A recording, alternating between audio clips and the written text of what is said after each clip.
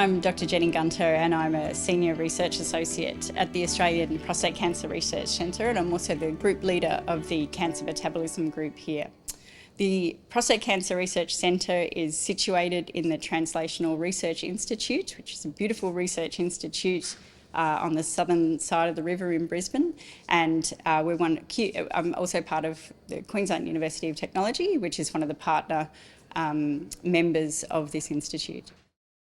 I did my undergraduate in Sydney, and then in a hurry to find and discover the world, I did a backpacking tour of Europe. And while I was there, I got a job as a research assistant at an institution called Oxford University. And it was while I was there that I was asked to do a PhD. Now, in those days, I was a researcher in obesity and type 2 diabetes, and was an expert, I guess, in metabolism. When I finished my PhD, I travelled back to Australia and was working for a time as a postdoctoral research fellow with an obesity research group here in Brisbane, and working on proteins that were important for adipogenesis. And I guess at that point, that's when I came across to prostate cancer. So bringing that background in metabolism at a time that we were beginning to understand that there were probably pretty important links between obesity and the development of cancer, and started working at the Prostate Cancer Research Centre there. So the work started out looking at what were the systemic changes that were induced by the therapies that we typically use for prostate cancer. And the prostate cancer is a cancer that relies on androgens to grow, and the therapies target androgen production. But when you take androgens away from men, there are pretty serious metabolic side effects that resemble obesity and the beginnings of type 2 diabetes, or this metabolic dysfunction that occurs with those. And at first we were starting to try and understand, well, could these be, there was a relationship between the development of metabolic dysfunction and the progression of disease, and so what were these main drivers?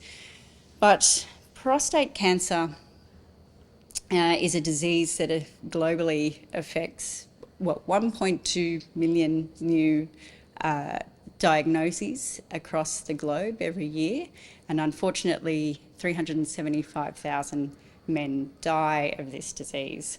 And really this is because we reach a stage in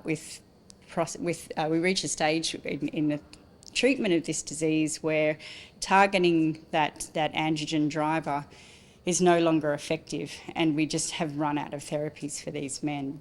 And so a couple of years ago, we, as part of a large team grant, decided not to think about what androgens were driving in the cancer, but what happened with these sort of sequential therapies and these breakthrough therapies that were continuing to target the androgen receptor and resulting in men being on androgen deprivation for years and years as part of their therapy. What was actually being switched on in these cases? And when we took a look across a number of different sort of cell and tissue and patient models, we began to see these programs emerge, including changes to the way that cancers metabolize, and that's what brought us to the project that we're working on now.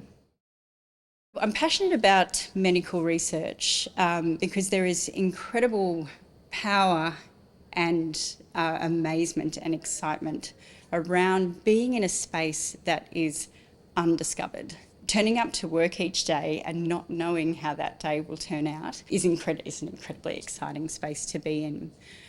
I must say, am driven by the fact that cancer touches the lives of so many people, and it is a relentless beast of a disease. And it seems, we have these therapies that are sometimes just decades old. That's particularly true in prostate cancer.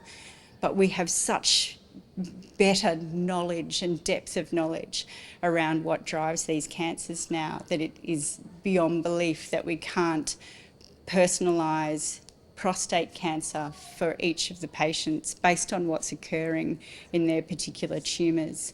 And this moment of discovery where we've now got those kinds of technologies to harness that information just makes this a really exciting time. So when I'm not in the lab, I'm as far away from fluorescent lights as I can possibly be, and I think nothing brings me more joy than being out in nature and hiking in the hills. My other favourite passion actually is something that sort of has stuck in my head since the time I did my PhD, where my PhD supervisor asked me if I cooked. And this was her sort of secret test of a potential student, because anyone who can follow a recipe in the kitchen can follow a recipe in the lab, was her theory. But actually, I really enjoy cooking. You can take the girl out of the lab, but she brings the lab into the kitchen all the time, and experimenting with recipes and giving them a little bit of an extra twist. That's probably how I spend most of my weekend. I call it procrastinating.